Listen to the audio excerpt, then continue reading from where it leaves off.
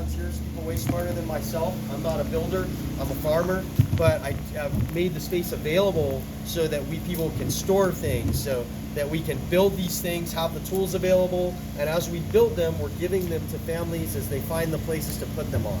That's one of the challenges. There's all these different ideas. We all need to come together and think of it as a community, and how can we take care of that small gap, the interim housing. That's what I'm trying to get going here. I want to point out I'm a farmer first. The way we've done this, we haven't compromised the land. We haven't compacted anything. We haven't pulled any roots out of the ground. Where we're looking at right now, 3 years from now, hopefully all these folks will have taken these homes onto their land, and this will be a grove of hulu trees, trying to set an example for what should be growing on this side. We teach people about regenerative agriculture, so we're going to take you on a tour and we're going to show you how when something has been destroyed by a legacy of bad agriculture and people being disconnected from nature, can actually be repaired through regenerative agriculture, through observation, patience, and consistency, and bringing in our community to share and actually like the values that we want to put forward, which is Aina first, taking care of what all the people before left as a legacy and not disrespecting it. So those are our missions here, to try to feed people and to try to give away as many tiny homes as we can.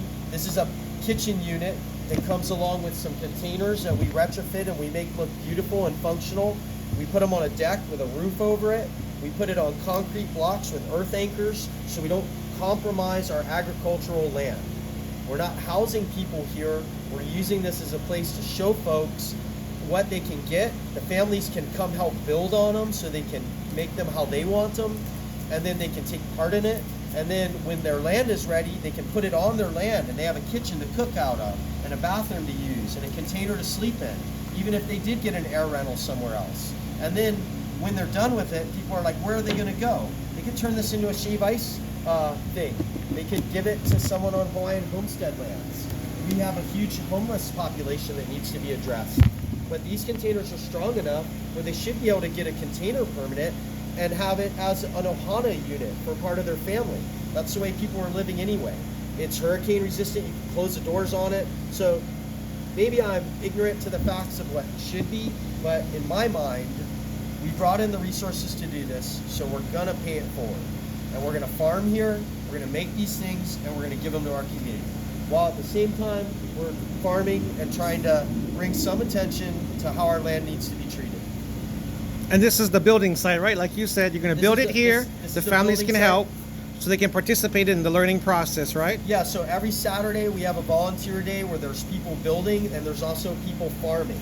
We're hiring 4 individuals through our nonprofit that have been displaced from the fires to help teach them and give them a different job opportunity and teach them how to farm with us. So we have that going. We're going to run a food truck. We're going to buy food as well as provide all the food from the farm and give it to our community through the nonprofit. We're not getting paid for this. We're not making money out of this. This is something that I found a creative way to bring in resources and pay forward to my community, while perhaps also putting forward some momentum of ideas of regenerative agriculture, which is what we need in our community right now. We need food security. We need to be able to take care of the land. And I think that takes care of the community. So I know my answers are long-winded, but I just want to share that. No, it's great. You said that you've got a website that people can go to apply to be a volunteer? Yes, the website is called recenters.org. RECENTERS.org. And that's the nonprofit here in, that's our nonprofit that we're putting this all together with. And if they want to volunteer or learn these skill sets, they can sign up right there on the website, they correct? They can sign up right on the website. There's a place you can go to donate to the site. You can volunteer on the site. You can come and be part of our educational program. But that's how you get to us. Great. So start walking around and yeah, absolutely. Check it out. Yeah. So, Manu, the jig's pretty cool, right? Because look, bam, the frames from there to there. And then those are frames for floors. And then in a few minutes, they're floored up already. Wow. And then the walls just go bam, bam, bam. They stand up like this right here. Holy cow. So this is phase 1 after the jig, if you put it together. Phase 2, board it up. The bottom, the wall plumbing up comes the out of the bottom to go to the gray water tanks. And it just makes it really simple. beginning, we brought in some things like The gray water system. You can see how they're building that. And if you step inside his Manu, I'm assuming maybe the things you have are coming or something similar to this. Camera! So how big? How much square feet is this? It's 8 by 10? 20? It's 20? 8 And by it's 20? pretty cool in here. This is like a studio. And so is a bachelor pad. Stencil it. This is what we want to do to the containers. Something similar to this. And that way they're super cool. And if you think about it, it's just a bedroom. Wow, So even if under you're this even a hot young sun, family, yeah. a big That's like bed, a little Finland. spot for the kid, a nice deck, works. This one works. bathroom, one shower. That's how we live on Molokai. This works. No brainer. I like it. Design me out. That's a bachelor pad right there. In Hawaii, we daughter would love to don't paint live inside. We sleep inside. We live outside. We work out sleep there. inside. That's right. Hey, So you yo. hear everybody talking about, oh, I'm going to live in a box. No, I think the idea to let people make those choices. You want to live on a nice deck with a bathroom and a kitchen and a few containers that are hurricane proof. You don't got to go to the shelter when the fire comes or the hurricane. You got a steel building to protect your family in. You can take charge. I'm just saying, a homestead means all of that to me. So we also have these storage containers here. Pods. We've Yep, been yep. able to get some of those out. Manu, this is what you're grabbing right here. So we want to make those available for folks. Yeah, definitely for storage for your tool supplies, so no one hana your stuff. Yeah. We also, there's some stuff stored in there right now, so we hold supplies Portable for supplies. others so they can distribute it. Makes sense. So we've been trying to use the storage we have serve others while we're in the unit. These are on loan to us, so we'll loan them to folks where they can use them, and then when they're done, they can move it forward. We're bringing in the containers 10 at a time, and then the plan is to build out the containers 10 at a time, design the homesteads, build the modular decks, and then take them wherever they need to go, or possibly build the modular decks on site with the same program. But to set it up, then we can literally start getting people in houses. Didn't you mention that you need assistance with trailers? People Trailers to for sure, to help underneath deliver the this. containers, so that they could pull up on trailers, which would make them street legal. And that's actually the Department of Transportation is what allows you to put a container somewhere. And what better way to not have a signature? We can just roll it there, roll it out, and plant an ulu tree later on. You know what I mean? If we think that way. Right, we don't need a permit, right? I'm not an expert on permits. 'Cause it's but on as wheels. far as You don't I need a know permit. is if you have it on wheels and it's registered with the state, then you are allowed to put it on ag lands and other areas in temporary situations. Now, when they talk about an emergency proclamation, what's more emergency than like getting people in the houses, right? Yo. And like everyone's fighting, oh, I wouldn't live this way, I wouldn't live that way. Maybe if you're the rich guy up on the hill, you wouldn't live that way. But all the people I know in Lahaina, all the local people I know are stoked at the chance to live in something like this. So I'll take the criticism head on, I don't care. I'm telling you, the people I know, they will live this way and be grateful for it until we can get our houses built back up again. Solid, So, Eddie, solid. This is some of the containers right here that you've seen in there that pop up. Yep. This is what the way they come. We got these on the ground for like $7,000 each. So if we can get numbers like that, So these pop up without? that's that right there. I could get Wow. 100 of these in place for $7,000. 7,000, the little mini bachelor pad we saw over there, Over there 8 by we have, 20, 7 Gs. Yep, 60 pallets of tile. Inside the container, there's 250 brand new air conditioners. Holy That'll shit. go on these containers, so you're not in a hot box.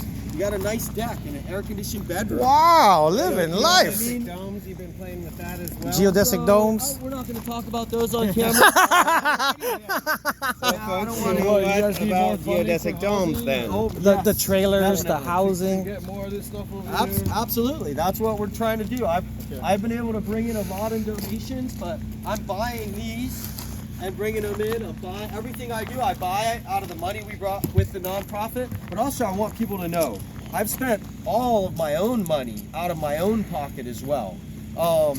And people don't understand what a nonprofit means when you don't No. really take in a salary, and any money you do bring out of it for gas or anything you put straight back into it.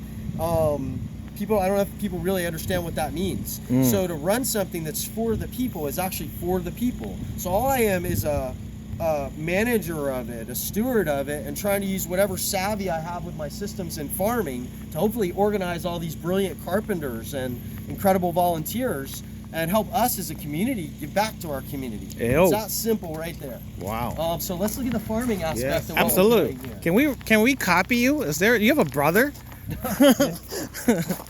No. So I'm pretty proud of it because if you actually consider the time we've been here, we took it from that From the bush of fields, bushes to the thing where we're getting stuff done. clearing the land, And now putting a if you go foundation. right here in this hill alone, bananas. there's over 1,000 taro.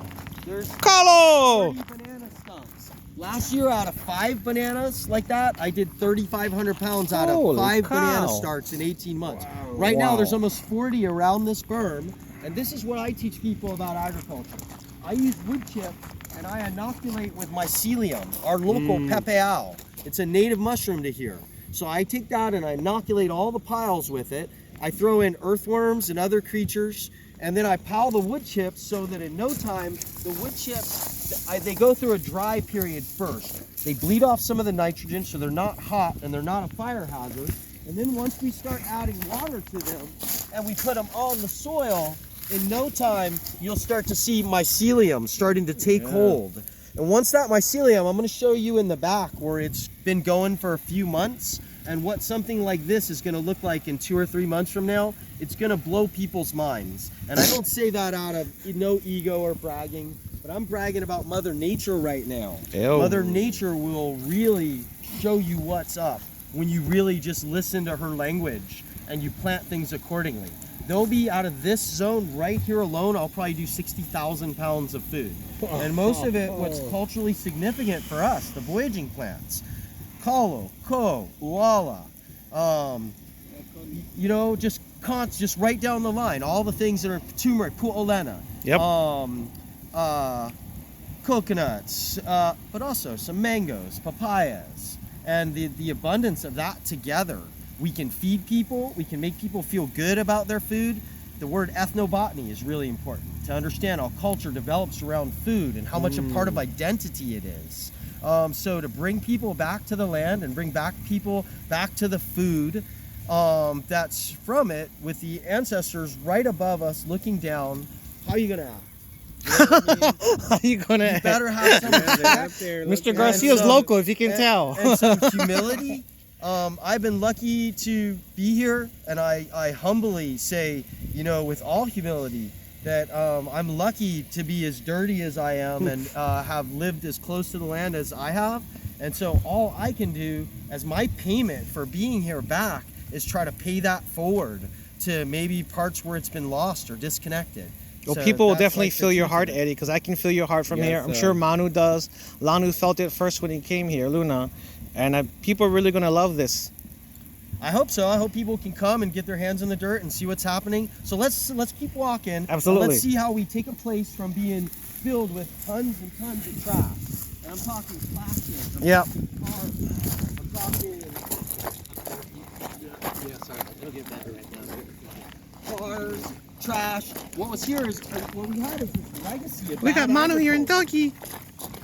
Hey, real quick, can I ask about support global warming? Tell us about the global warming. Earthworm, Darwin, was an interesting character. He was put in prison for the end years of his life because of his beliefs about evolution. Evolution. Yep. And because of that, where he was imprisoned, he studied the field behind him on the movement and interaction of several species of earthworms. And he realized that they actually move hundreds of tons per acre around every year. They are the tillers of the land. Wow. They move all the microbes around. They're just a super important part of it. So to me, earthworms play an important part. Although we don't necessarily have native earthworms here, there are some areas where they can really help. And we need to speed some things up. They are naturalized here already. So to be able to use them to help give native plants a grab and also food security, it's a lot better than chemical fertilizers. It's a lot better than soil that's like dust eroding out of the mountains. And even with what's going on with the land, I acknowledge any land in Hawaii was stolen from the Hawaiians, period. And if we own any of it, or if we have the chance for stewardship of it, we better really do that. We better really have good stewardship of it. And so I just want to say that straight up. Damn, With I all agree. due respect, I'm here to take care of the land, to keep it safe from fires, to keep it safe from erosion, winding up smothering our reefs, and to teach people a relationship to it and how important that is. So I just want to like make that clear what I'm doing here in my humility with it. Damn, Eddie, you make me want to buy you a case of beer just to say thank you. You're making this Hawaiian You know feel. my pig prints right there? So every week I shoot a pig with the bow and stick him in the smoker. Really? Yeah, we got the smoker. With a down bow? here. Yeah, I got a crossbow. Wow. So we have our regular, this is our refrigerator right here. Now, right now it's a bunch of invasive trees. In the next few weeks we're gonna chip all this down and plant a lot more food Wow. in here. And then you get into the area where you're gonna start to see some change, and you're really gonna see the legacy that was left here, unfortunately. Everywhere around you, you're gonna see black plastic. Because when I was a kid, this was all cane field. And all they would do is every time they grew the cane, they would burn the field and they would just till Rubber? the plastic pipes. Water pipe. Frisco water pipes. So irrigation. everywhere. Oh my God, what a bunch of Left bastards. it in the ground and then redid it again. So you're gonna see Oh how my we God. take something from something like this years to what it's we gonna did look like in the back in no time. And this is what we started with. It's running away to the Oh, sky. dry When soil, the water arid. hits it, there's plastic everywhere. So months and truth. months of putting your head down and Can't pulling even pull that trash out out. because it's so deep. Damn. So many years it's been That's $1,000 per littering fine. What the hell? Crazy, yeah? Ridiculous to get away with this kukot. How many years, bro? Right, decades? 100 years. Well, we weren't even born yet and we got Crazy, it. huh? It's nuts. Yeah, it really is, man. Well, this looks like a different paradise. Well, so it'll start to change. Right here is the first phase of what's been in the second phase back there. And you can see there's trucks. There's still trash that's coming out. And I've been cleaning this for months now. This was all God. giant invasive trees and whatnot. And a lot of brush. I had a lot of help from some other folks helping me clear this as well for some of the composting we're doing. Chemo over there at Truth Excavation, they were really amazing. Shout out to They Chemo. helped set a lot of this place up when the disaster happened. So I teach about composting. You'll notice these berms everywhere. Yep. These berms are when I've been composting in my dry stages for a year already. And now I'm just putting water on them and planting them just like we are the front And the berm. front one, right? And then every one of these berms will have hundreds of papaya trees. Wow. Taro, thousands and thousands of taro plants, squash, all sorts of other things. And I'm going to show you some mounds in the back that look just like these mounds no more than 7 months ago. Nothing was planted in the back besides the big trees. And all the big trees, including these coconut trees and all the green stuff you see back there, 2 years ago, most of that stuff was just little branches with a leaf here and there, pretty much dead because it was enshrouded by this big trees here, opiuma. And that, all of this, all the way down to the ocean was opiuma. And so chipping it and taking it and putting it in the berms, composting, putting the earthworms in them, this will be right here over 150,000 pounds of food right here you see around you. Wow. Well over that in that one small area there. So Dang. let's keep walking down into this way. Her feet will be able to cool off in a minute too back here. She'll be stoked.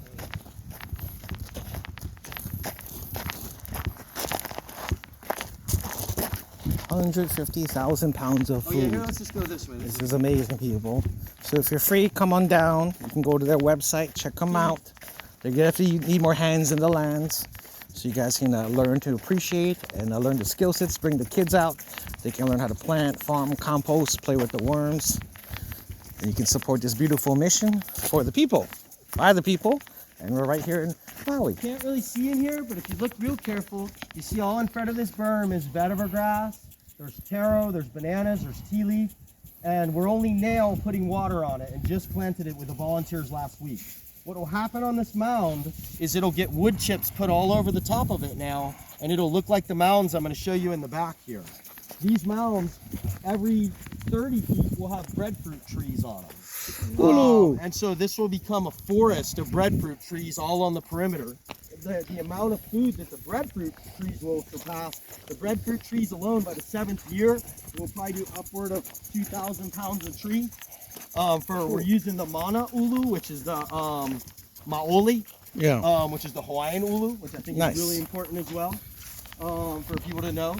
And then I've been working on this for 18 months as a total on this land, and I'm one guy. 18 months? I really don't have a lot of help with this. I've had some excavators here and there. I have a small excavator. So I'm halfway through my coconuts right now. I need to do a lot more trimming on these. But here, let's walk around this way over here. I think we have to call our Tongan and Samoan ohana.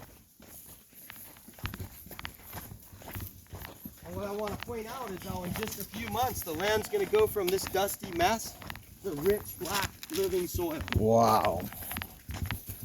Yeah. That's what we need, boys and girls. You guys know a soil, some of the dirt is dry. Like in China, they don't compost. Because they've been left after they've been used.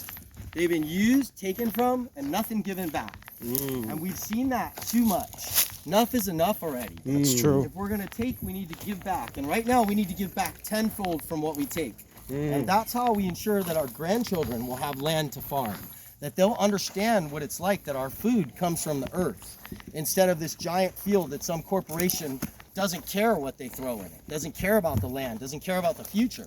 They care about the dollar bill. That's not what's going on here.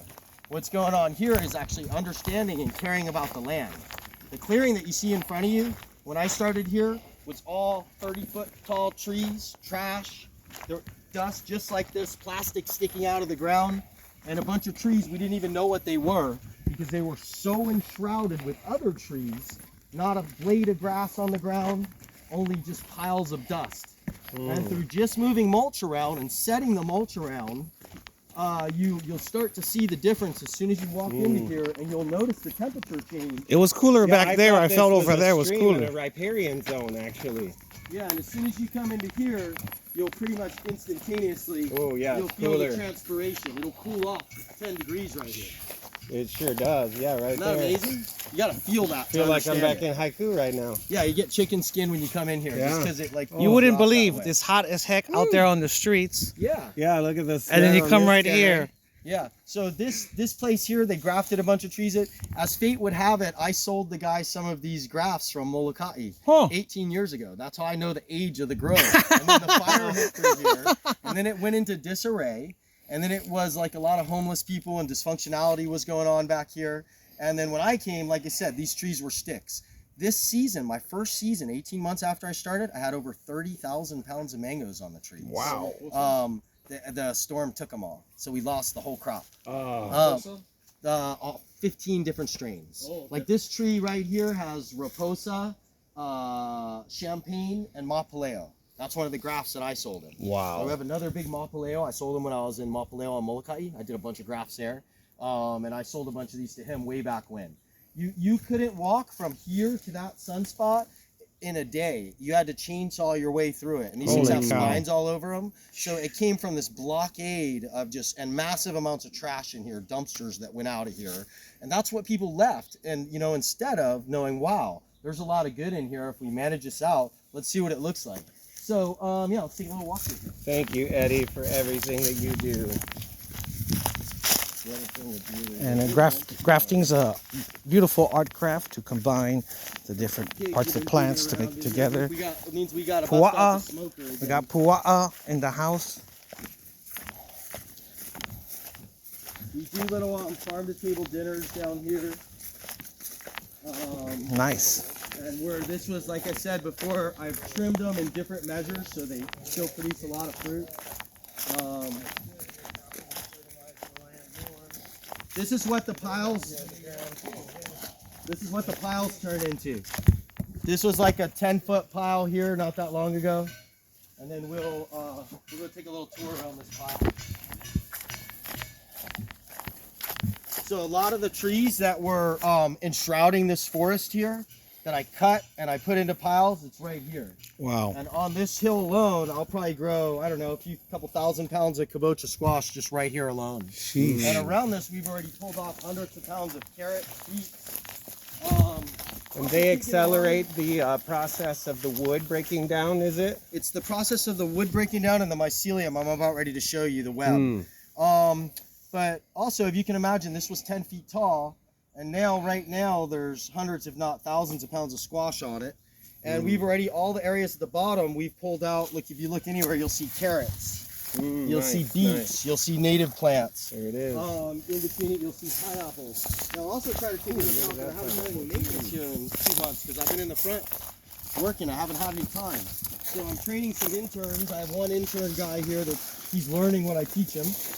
And then we have kalo ready for harvest all over the place. Wow. Just anywhere we look, we can pull up kalo like this, and that's what we're doing right now. We're Kalo. and these are the Kamehameha tea leaves. Yeah. We'll be growing lots of these around here. Wow. Our little Special farm lau has lau. rabbits, and they love those. Yeah, vetiver grass. All this kalo is dry land. I've never seen any fertilizer, but if you look, there's some of them, it's upward of like 10-pound corms. Wow. And there'll be an ulu tree there, an ulu tree here, another ulu tree here. There's an avocado tree there. The way I do it basically is with these buckets. Buckets? Again, these buckets are dry right now because I haven't been out here enough. But if you look inside here, I can stick my hand in here. Oh yeah, there you go. There's one of my earthworms. And they make sure the moisture So level. look, this is what makes it happen. Mono, check these guys out. The Amnesis gracilis. Beautiful. So I use these big fat guys in there, Wow. and that's like pure worm castings right there. The secret. Looks delicious. Yeah. Support global It warming. does. So I got some ants in there right now, but so what I'll do is I'll take food scraps and I'll just put it in there, and they'll eat it, and then they'll bring it out into the pile. Wow. So there's pineapple, there's taro, there's a bunch of things going on here. Just put worms. Yeah, we're not going to take you in the whole back where our little homesteads are set up right now. We're kind of living in tents. We got a little solar system set up. In here, if you look, there's asparagus, there's bananas. Wow. Also try to take into account that a couple months ago during the storm, there was no leaves on any of these trees. It was a 100-mile-an-hour wind down here. So everything got blown off the trees. That's why we lost all the mangoes. But here's a really good tangerine for somebody. Thank you. So if you Tangerine, look here, tangerine. look, you'll still see carrots. You'll see roselle. You'll see like anywhere there's natives like Ilima. We'll always try to nurture the Ilima. We grow the uhaloa and we sell it as tea, so people understand what some of the native plants that were used as teas around here are for. Building a little fence back there for our little dogs right now. And then if you look on the ground, what's under your feet? Not grass, but grass. 5-6 different types of grass, but mostly desmodiums. These desmodiums are nitrogen fixers, so they feed your grass. Which a lot of people don't understand, to have these deep taproot nitrogen fixers along with your grass, that leads to a really healthy ecosystem. The rich environment, and right? Diversity. This place did not have one worm in it a year ago when I started. Where we're standing was powder that deep and black plastic everywhere. And pretty crazy what we can get accomplished in a short time. And these trees all came up to massive production, and I think we're well on our way now to this summer having a super awesome mango season coming up. And then yeah, we have some little tents set up right now, just on decks, and that's kind of it in a nutshell. How big is the property? This is 17 acres from the entrance that you came in over there, and then in the back I'm still cleaning up. I have a massive cleanup going on in the back here where the greenhouses are. I lease another piece of land back there. But just like say this green area that you turned from dust into oasis in 1 year is maybe what, 1-2 acres? Oh, this is a 4-acre piece right here. It's a 4 It's a 4-acre grove orchard that I pretty much took from chaos, and you can see all the branches all piled in some places. Yep. Some areas are still, the last places I got are still what I call their dry phase, and in the dry phase I let all the boar beetles and the termites make powder. And if you really look, they'll take one branch and they'll put a substantial amount of powder, and then when I throw the fungal material in it, it just goes like this. It explodes from the surface area. So you're growing oyster mushrooms as well? Oyster mushrooms, shiitake mushrooms. I will not get oyster mushroom blooms. Now let's be clear, mycelium, the mushroom is the fruit of it. Yes. So we So they have don't several bloom out here. myceliums here that in such a dry environment that won't bloom. But amazingly enough, this year when we had the rain and I had first started, we had oyster mushroom everywhere. And we had pepeao everywhere because it was that kind of a wet year. And I think we're going to have an El Nino year right now, which could constitute into a very wet year for us over here. So I'm actually really excited about what we're going to see popping out of my mycelium everywhere. And I'll be able to show you the webs that are built around here. And yeah, that's kind of it in a nutshell. It's not rocket science. It's just dedication, patience, you know, commitment, I guess. Observation, really paying attention and trying to look at what nature's telling us. And then, yeah, we have the chance to clean up places that are left as a mess, make them functional for our community, make them serve our grandchildren, serve the ecosystem. I think that all those things are kind of combined and really important. So yeah, that's to me what's important. Oh yeah, my little Campbell ducks. Ducks, quack, quack, quack, duck, They're quack, having quack, their quack. own meeting. Ducks running around here. There's tortoises running around Chickens. here. There's The some tortoises, little though, puppies they dig around. pretty deep, right? How They do you make a deal with burrow and they just stay in their little burrow and then they come out and mow the lawn for us. that? Okay. Yeah. And these guys, same thing. They just walk around mowing the lawn and they're pretty cool little guys. Get all the beetles. Yeah, they're flightless, so they don't represent any invasive or anything like that. Some of the Have ducks they that been were brought clipped, over. or- No, they don't fly. They're a flightless duck. Ducks that don't fly, mighty ducks. Yeah, so people brought ducks over that have like ruined our native koloa from they interbred with them. Oh, And then, you know what I mean, it kind of messes it up. Yeah, here we can walk around. Yeah, I don't really want to take you too much back in there, but here, let's go back out this way. We're trying to think of the easiest way for the dog. Yeah, let's walk back. Oh, no, that's Yeah. Anyway, we'll walk back right here. These guys are putting up a little fence for dogs right now.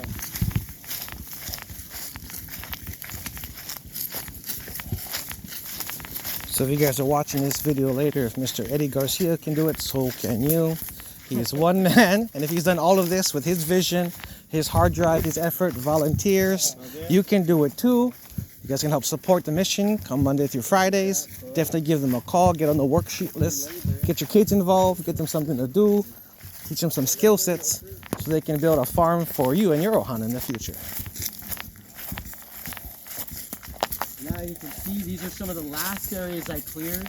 I want to say just 5 months ago, right here where we're standing, was still 40-foot trees enshrouding this, 30-foot trees. Wow. And you can see the difference in the land. Like, I'm still pulling plastic.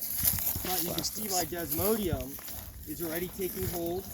And then it's just a constant, it's like this as we go. Yeah. For the Wow. months, we'll just keep doing this. And then as our desmodium fills in and we take trash out of the ground, then we let some weeds grow on purpose because they blot out other weeds and they're easy to deal with. So we use them to our advantage. And then we grow, this is a native uhaloa. This is an endemic plant that's a super awesome tea. Look at And those so- bees. The bees love it. Yeah, it's a great pollinator. I have honeybees here as well. I have 4 Wow. or 5 honeybee hives. So it's kind of encompassing everything. And then here's some of the last trees that we cut down. They're still in their dry phase.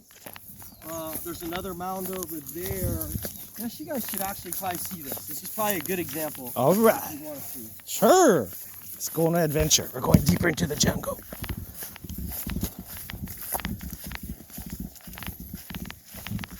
So if you look in here, you'll see just random, what looks random.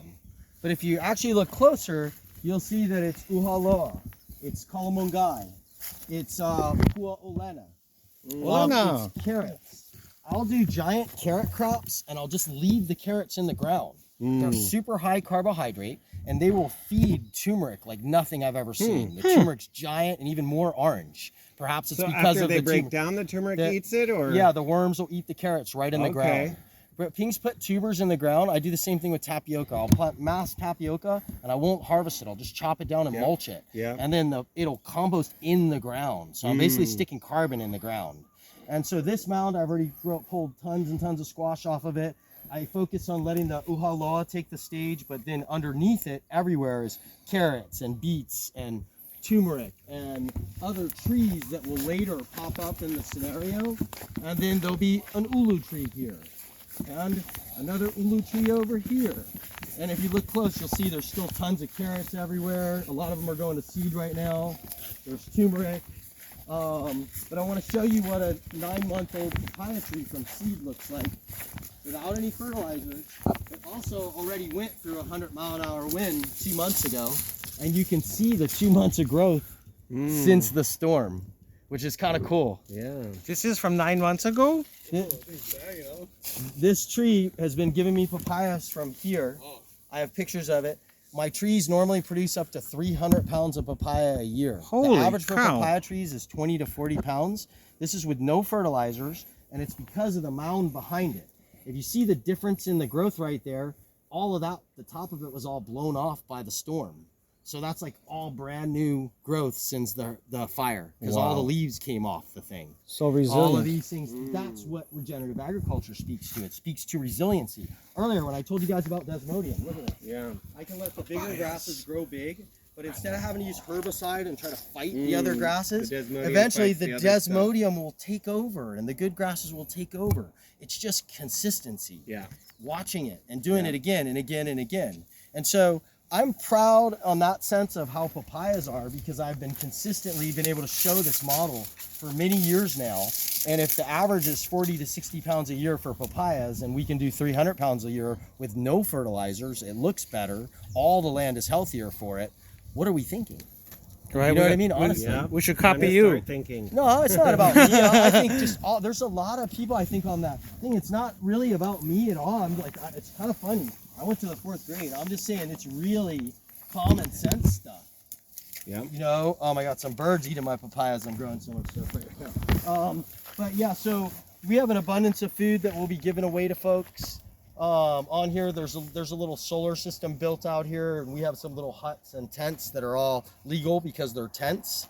And so that's kind of the way we're doing it right now. And we're gonna be on site on the farm, I like that. building The tent houses, with the growing roof food, over it. and sharing with people how simpler life can actually be much better. It's much more, for myself, it's very, the poorer I am, the richer I am. Because lately we've been throwing net and eating lobster and eating fish and sticking all the pigs and deers in the smoker. wow. And that's a value like on Molokai. That's how it is anyway. Ayo. So I'm like, real man, wealth. Maui needs a little bit of Molokai Yes, right now, honestly. true.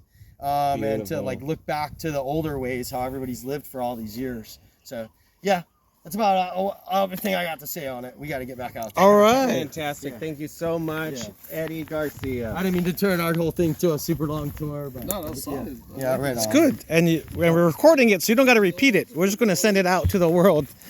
Yeah, I don't think you said anything that you wanted to have cut, right? I don't think so. I just want to be sensitive to folks. Yeah. You know what I mean? Like I was telling you guys earlier, even if there's folks that I disagree with or anything, or necessarily, I don't even want to deal with anything anywhere Yeah, like you that. don't I need only any of want that to push energy. We don't want that solution and drama. positivity. Build, grow. Yeah, I just want Right? because if we can put really positive model out there for everybody, then that provides hope. Yep. And I think once we see it and we know, oh, it ain't gonna take me 30 years to It clean can be this done. stream. Yeah. We can clean a stream in a year straight with 30 people and have it look pristine again. In Maliko, we took hundreds of batteries out of the stream. We weren't allowed to. We just said, you know what, we're gonna do it anyway. Right. And I took my chances and I did it. And so that felt really good. It inspired me. It was my own hope. I can just go in here, I can clean this mess up, and then perhaps if some others see it, maybe it will motivate them to clean up some of the messes as well. And it's not hundreds of millions of dollars, it can be hundreds of thousands of dollars, but as a community and set an example, we've already shown we can bring that in. So how do we make people pay it back and pay it forward? As I told the tourist, you've parasailed over here, you've got married here. While we've been excluded from the beaches, we've been excluded from parking, we can't even get into a restaurant or cream in the store. But so you're here and you want to experience all that wealth of what Hawaii is, then you should also think about how you can give back to it and support these communities. And also think about how you visit. Enough of your parasailing, enough of your bar hopping. Why don't you come and experience culture? Why don't you understand what Aina means and what it is to play a part with the community?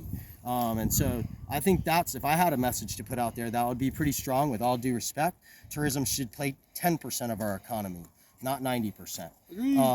Yeah, we're second-class citizens here. You know what I mean? The motion is How's that second. happen? So yeah, let some visitors come enjoy and understand and learn what aloha is. But to come and displace us from everything, I try to get in the store over here down the road in Oluwalu, and every time I go, tourists pull up in the van and send their kids running out ahead of me to get in line. What the heck? And I'm like, I still gotta get back to work, and I don't even understand it. And sometimes I feel like saying something to them, and I don't. Well, check this out real You know quick, what I mean? guys. Here's the product of the tourism industry mindset, and here is the product of the aloha mindset. Yeah, people need to learn to be farmers Which too. side Yes. of the road do you want to live on? Hey, and you know what? Hey, I'm gonna say it straight up. I'm calling you out as well. With all due respect, whoever you are, you say you support agriculture, then get out and farm. I've been offering leases for years to try to get people to understand and to grow food. So get out and farm. Come see us. You want to get your hands in the dirt? We'll help you. We'll empower you. But enough excuses already. Let's stick our money where our mouth is. Let's put our hands into what our mouth supports, our wa'a.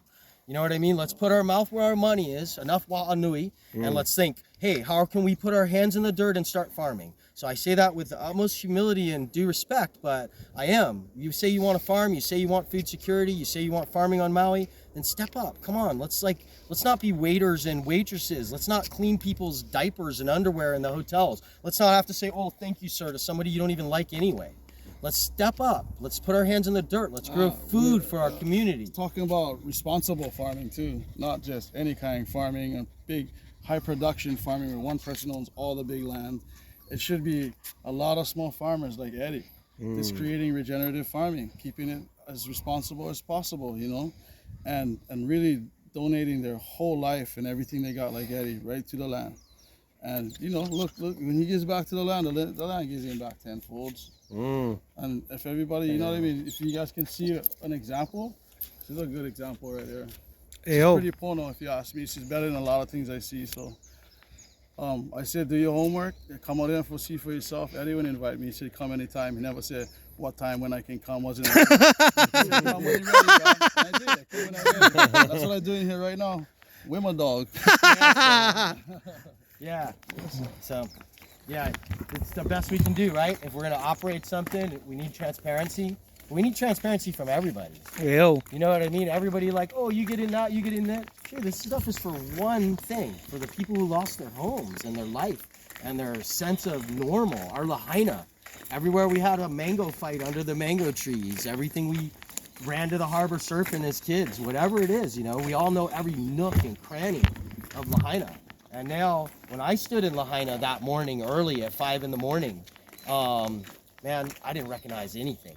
It's so, I can't even speak to you of what I've seen, and without, I'm on the brink of tears constantly.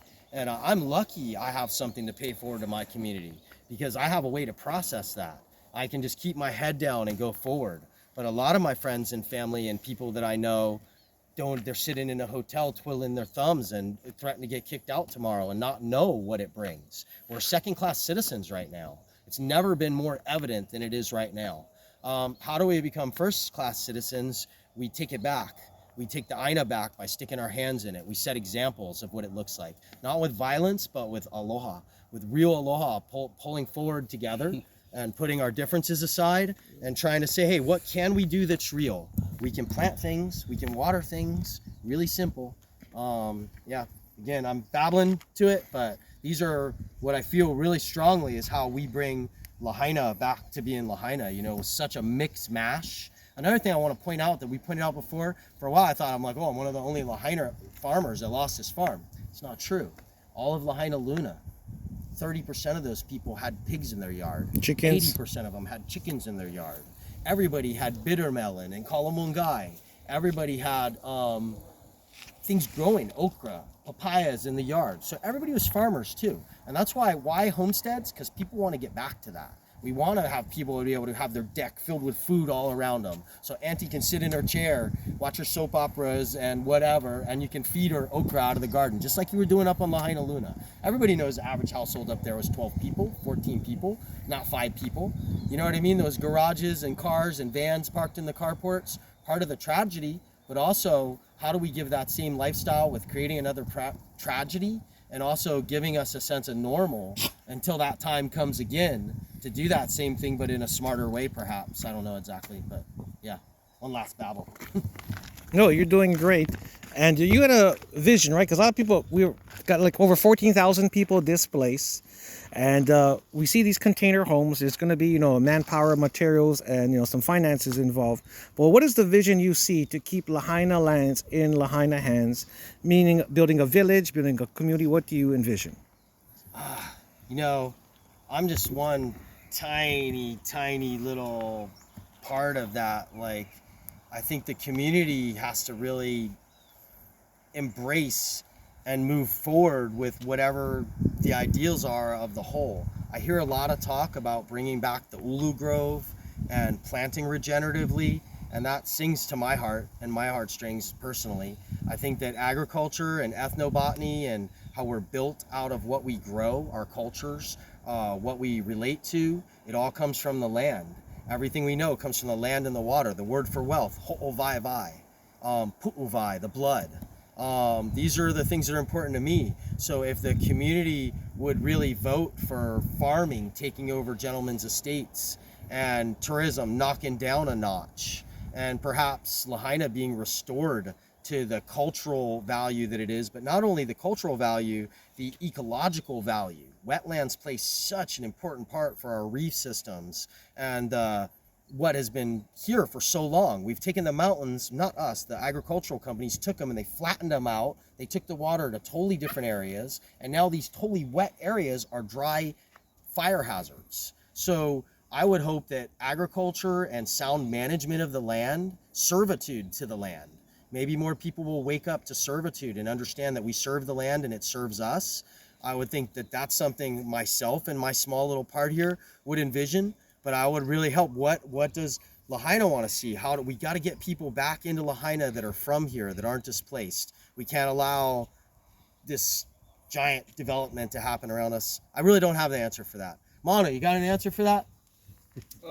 What your vision of keeping Lahaina lands in Lahaina hands? We have to fill vacancies for 14,000 plus people, but people are talking about building a village. What do you see as rebuilding Lahaina? Yeah, like Eddy said, it's going to be up to all the people to embrace it all. And I think it's going to take everybody moving together and in one direction.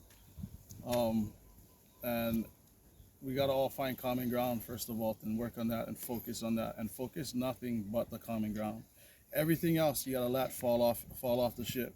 That's just heavyweight. You just falling off. But you find common ground, you stick to that, you focus, and you share that common ground with each other. And I promise you, this canoe is gonna move faster than you thought, and we're gonna move exactly where we want to move. I think that's the biggest thing, and I'm focusing on mitigation of things that with the fires. We want to mitigate these fires by creating more agricultural influences around it, and the landowners around that. I really hope that they find it in their heart somehow to start supporting that kind of thing around the whole neighborhood, the whole Aina of Lahaina, and it's hard for people to move back into their place knowing that the fire mitigation there is no mitigation, knowing that is it going to be safe again, It's not only everybody just moving in one. It's like to get everybody to that point, you really gotta have trust. And unfortunately, it starts with those big landowners on the outside, I believe, too, to really kind of start thinking with one better head, with more community thoughts. And I feel like if they get backed by the community, everybody gonna be doing way better, including that person, whoever they are. West Maui land, all those landowners and all those guys. Peter Martin. Yeah. Well, I don't like throwing names out there, whatever it is, but Pikachu said it.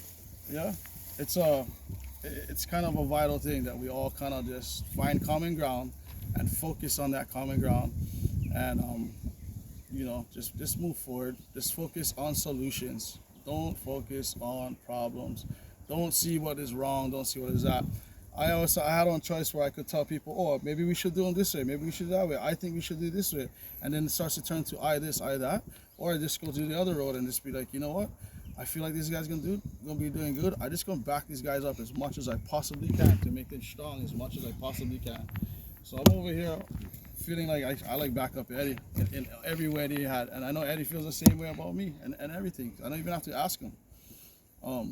So with that said, I just gonna move forward with that positive Pono March, and keep it real as much as possible.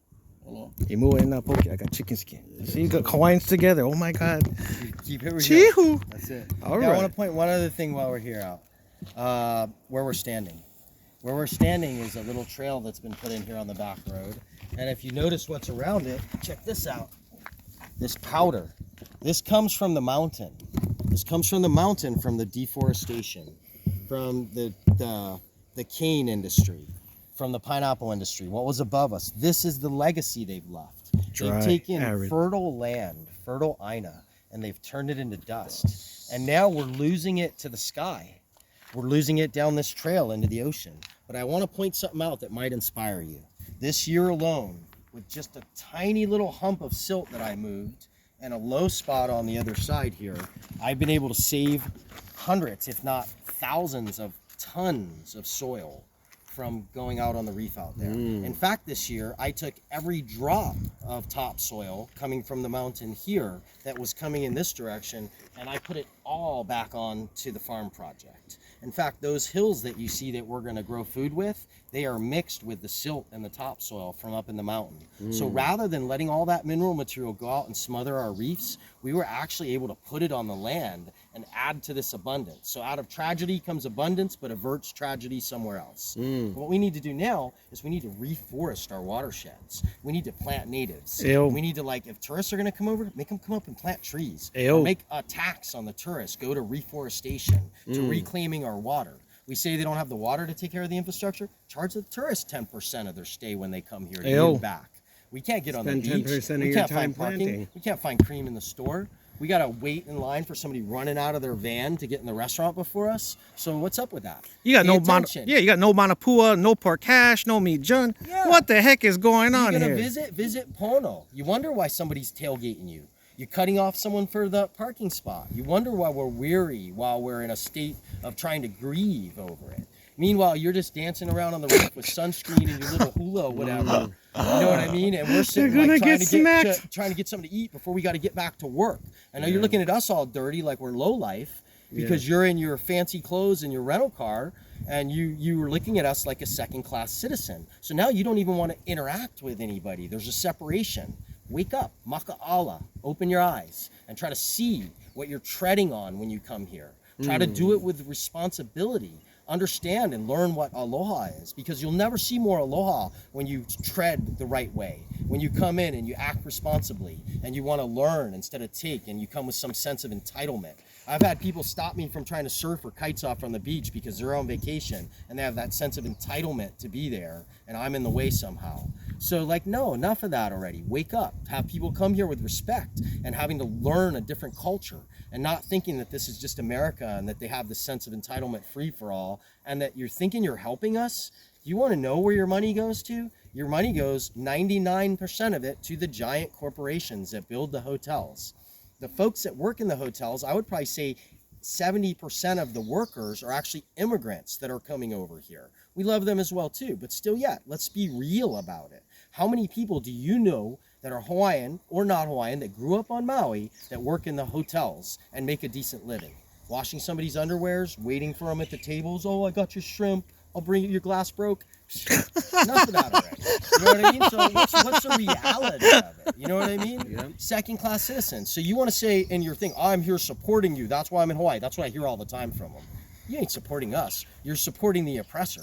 You're supporting the things that have taken the beaches, taken the parking spots, taken the cream out of the store, and you're dancing around like you have the right to do it. And I love people. And so I'm not trying to say this out of disrespect, but open your eyes. Pay attention that when you come into a culture that's so different that you need to pay. Would you go to Islam and shake somebody's hand with your left hand?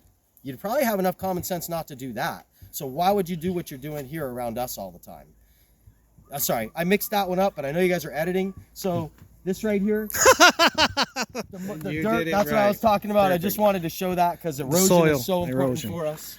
And keeping the soil on the land. And then what you see right here, being able to take all the wasted materials from the invasive trees and all the silt that's ran down the mountain. And now because of that, we're going to be able to grow hundreds and hundreds of thousands of pounds of food that we can give to folks. So you're taking back the land just a few feet at a time, huh? Yeah, it is kind of like just forward, just forward, just forward. Keep expanding from the initial oasis area. Yeah, Beautiful. exactly. Little bit at a time. The sprinkler will get moved down here now. This is the first wetting of the piles now.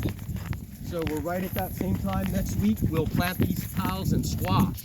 So Wow. all that material that you see at the surface, the squash will cover it. The mycelium mat will go under the squash. We'll grow all of that, and then the worms will have a cool place to really eat that pile. And then by the time the squash has run its course by summer, the papaya trees will already be loaded. The pua olena, the sweet potato, the tapioca. So it happens pretty quick. Grinding it up, and then eventually every little piece of ground that if you don't cover it up cracks like this, because that's all silt that ran out of the mountain. So now you have to cover that with mulch, you have to add the mycelium, the earthworms, and now the worms can move from this pile to that pile. The tree in the shade can get photosynthesis from the tree in the sun. And that's what the web, the soil web, the network that's underneath us does. And that's why we need to understand that as above, so below. It's so important to understand that and what's happening above us and below us. And then once we know it and we understand it, we know how to drive our race car, you know what I mean? Or we know how to steer it. I don't know, but if we can learn how to steer our impact on the planet and what we're doing with things, then we can live in harmony with this planet. We can live in harmony and nothing but beautiful examples and leave something legacy for our grandchildren. It's just true biology. Soil biology is all where it comes from. So where we come from. The silt itself, because it's such a thin little tiny piece of soil, when it comes together and it dries up, it compacts like a rock, and you can't really push, the roots can't push through that. You need something like a medium, like all this mulch that's going to go inside the soil that'll help hold water and retain water. When the soil is this hard and cracked like that, water goes on top of the soil and it runs away. You don't want water running away on top of the soil. You want it to just soak right in.